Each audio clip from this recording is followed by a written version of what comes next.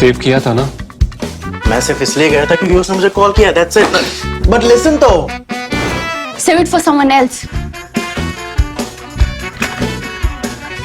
जिंदगी में सेव करना जरूरी है, मगर जब बात पैसों की हो, सिर्फ सेविंग से काम नहीं चलेगा। इक्विटी म्यूचुअल फंड्स में इन्वेस्ट कीजिए और अपने सेविंग्स को आगे बढ़ने का मौका दीजिए। Mutual fund investments are subject to market risks. Read all scheme-related documents carefully.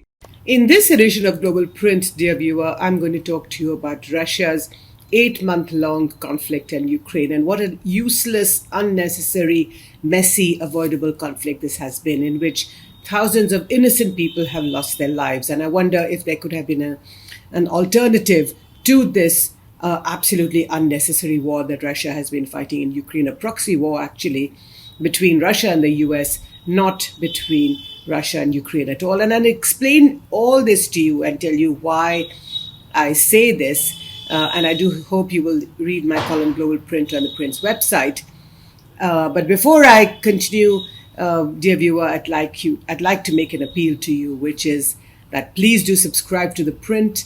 Please click on the join button. It's very little money, rupees 159 only, but you have access to the benefits that subscribers to The Print have. So I do encourage you to subscribe to The Print, to pay that little sum of money and to have access to The Print's free, fair, objective and unhyphenated journalism.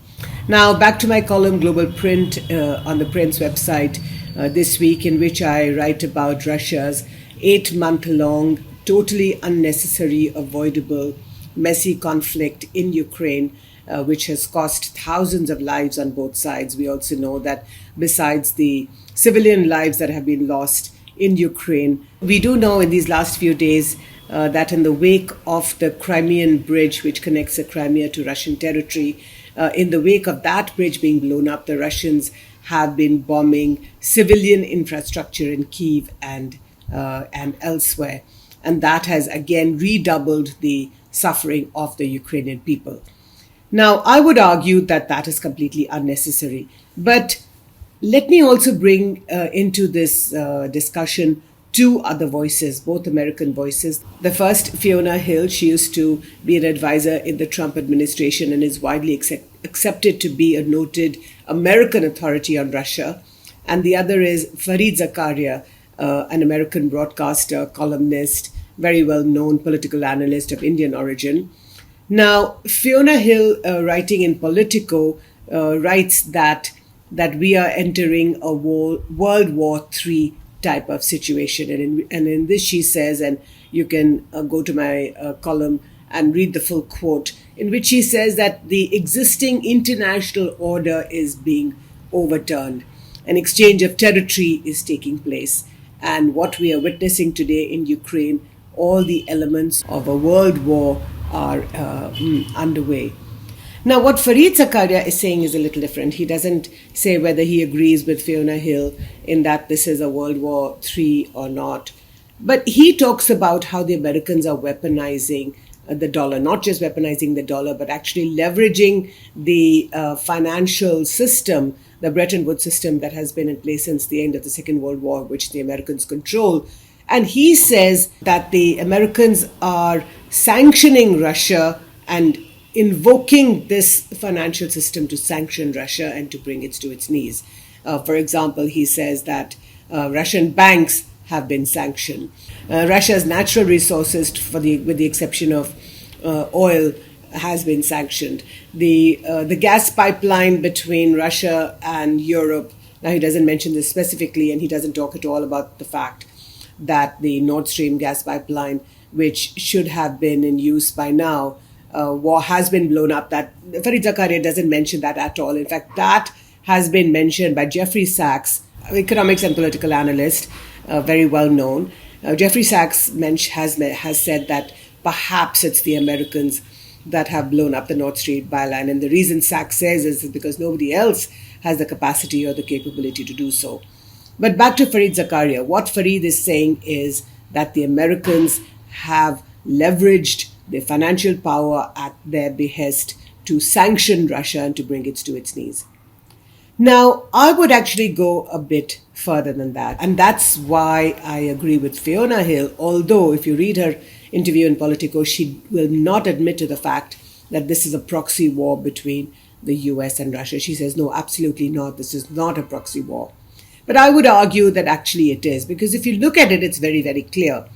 The theater of conflict is Ukraine, but the Americans are arming the Ukrainians, because otherwise the Ukrainians would have given up a long, long time ago. Not just are the Americans arming the Ukrainians, but also several European powers, notably the UK. They are also arming Ukraine. Now you would argue that this is the right thing to do, because you cannot have an aggressor, somebody just walk into your country and say that, hey, listen, I'm going to take it over. That there are international rules and that weak nations must have other people stand up for them. Otherwise, then this is going to be a world where might is right. Now, certainly Putin is the aggressor in this war. Certainly he had concerns about NATO expansionism, but he could have used other ways and means to be able to have put across his concerns. Fine, you can argue that he's been saying this for many, many years. But having said that, Putin had absolutely no business to walk into an independent country, launch a war in which has cost thousands of civilian innocent lives. People have just died for no fault of their own. In fact, his own people, Russian soldiers, are also dying. Russian young men who are being called upon to draft themselves. There is no forcible draft yet. There's no conscription yet. But people are fleeing Russia because they are being called upon to fight the war in Ukraine, and they do not want to come back in body bags. So this unnecessary conflict, what has it done to the rest of the world? With countries like India are quite fed up. People are just coming off the back of the global pandemic, COVID. Their economies are in a mess. They would have wanted to build their economies. Instead, they're being forced to balance their budget on a daily basis. Markets are really shaky. India, which imports 85% of its energy needs, is being forced to buy discounted oil from Russia. Thank God for that the Russians are willing to sell discounted oil, because under the sanctions that the Americans have applied, which the Russians are not willing to accede to naturally, and in a sense, the India is also breaking the back of those American sanctions. The Indian energy import bill has come down considerably because of the discounted oil. But India doesn't like this fact. It doesn't like that it needs to choose between Russia and the US. The Americans don't like what India is doing by buying cheap oil from Russia. India doesn't like the fact that it's being forced to buy cheap oil from Russia, being forced to side with Russia in this unnecessary war that Russia is fighting. So India is really holding its nose and hoping every day that the conflict will come to an end. India in its own way has offered to mediate in its own way. There has been no direct offer to mediate, of course, but enough hints have been given to the Russians, to Mr. Putin himself, a good friend of Prime Minister Modi. And we hope that Mr. Putin will listen very soon.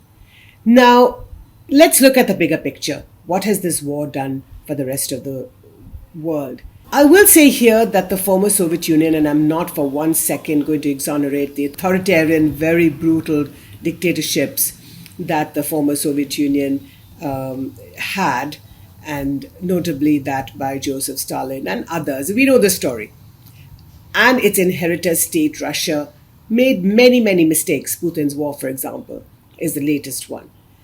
But there was something else that the Soviet Union did, which was a big example, a big model for the third world of developing countries like us, which is that the former Soviets were able to reshape their own socioeconomic indicators and pull people up from its bootstraps, from the poverty line under which they lay for years and decades in the time of the Tsars, and made people human beings once again.